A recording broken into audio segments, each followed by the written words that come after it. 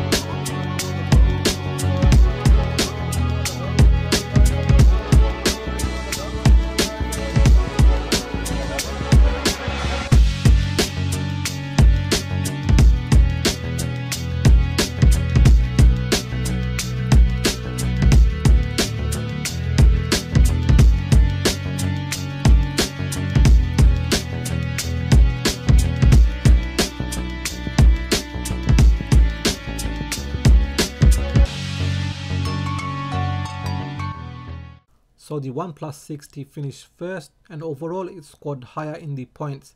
Now if you look at the breakdown of the categories, the OnePlus 6T scored higher on all of them. So that does it for this benchmark video. What did you think? Do let me know in the comment section. If you have enjoyed this video, then please give it a thumbs up.